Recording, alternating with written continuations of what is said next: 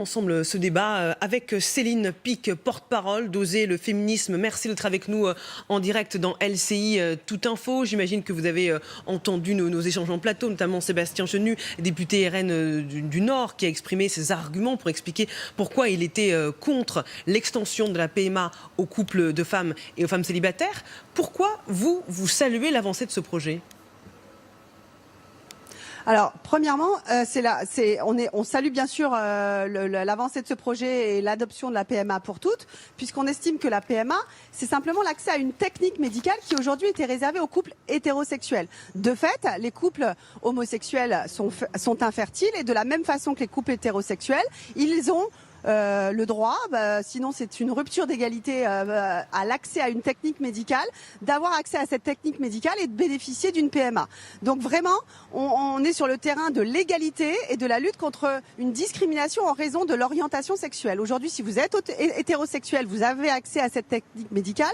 Quand vous êtes homosexuel, vous n'avez pas accès à cette technique médicale. Et c'est ce que cette loi est censée corriger, c'est-à-dire l'accès à la PMA pour toutes les femmes, quelle que soit leur orientation sexuelle. Donc c'est vraiment ça et ça ne. Alors par contre, j'ai pas été d'accord sur un certain nombre de choses aussi qui ont été dites par Monsieur Apathy, qui disait que ça ouvrait la voie à la GPA. Ça n'a strictement rien à voir avec la GPA. Si la PMA est une technique médicale qui permet de bénéficier d'un don de sperme et qui est autorisée aujourd'hui depuis près de 40 ans en France, quasiment, dans le cadre de la GPA, on est tout à fait dans autre chose. On est dans la marchandisation des corps et on réduit une femme pendant 9 mois à être un utérus rémunéré pour cela la plupart du temps parce que la GPA altruiste, on n'y croit pas du tout. Et beaucoup d'associations féministes sont totalement opposées à la GPA.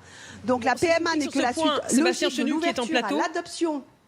Sébastien Chenu qui est en plateau n'est pas du tout d'accord avec vous sur le fait que la PMA ne va pas ouvrir la voie à la GPA. On le fait réagir et ensuite vous répondez en direct.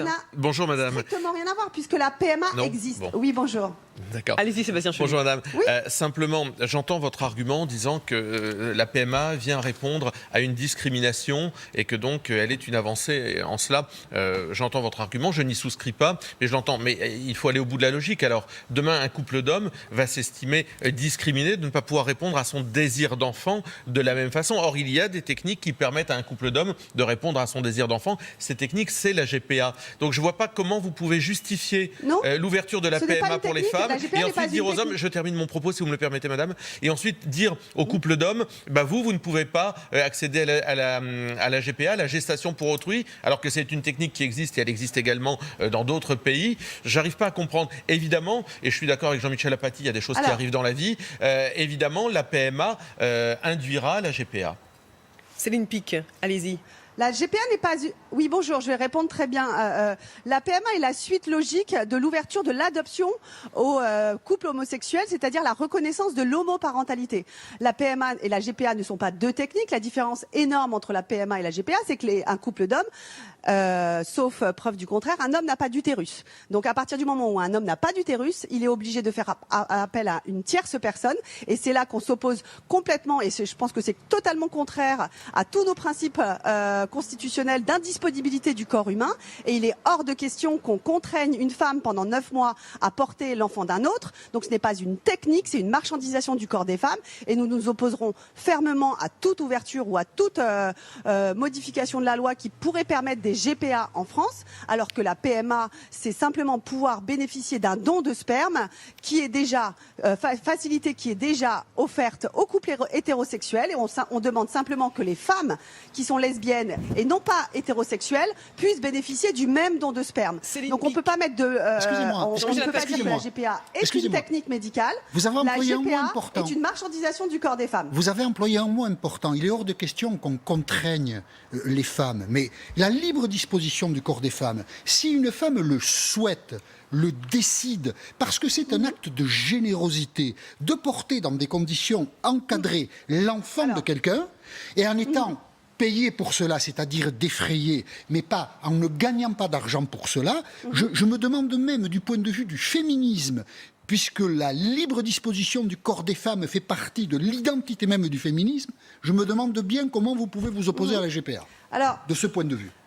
La libre disposition du corps des femmes ne veut pas dire en fait, il y a un autre principe qui est supérieur à cette libre disposition, c'est l'indisponibilité du corps humain. En fait, c'est parce que une femme peut faire, bien sûr, elle peut faire ce qu'elle veut de son corps, mais on peut pas vendre ses organes, on peut pas vendre son corps, et on peut pas louer son corps. Donc, il y a des principes d'indisponibilité qui interdit, par exemple, aujourd'hui la vente d'organes. Donc, exactement de la même façon qu'il y a des principes d'indisponibilité et d'irréfragabilité du corps humain qui fait qu'on ne peut pas vendre ses organes, la GPA est simplement la possibilité de pouvoir vendre une femme pendant 9 mois pour y mettre un enfant, un fœtus à grandir. Donc c'est totalement différent de la PMA, et je pense que ceux qui font l'amalgame entre les deux sont, je pense, pas très honnêtes intellectuellement. On est vraiment dans une autre dimension avec la GPA, et la GPA est de toute façon, je pense, contraire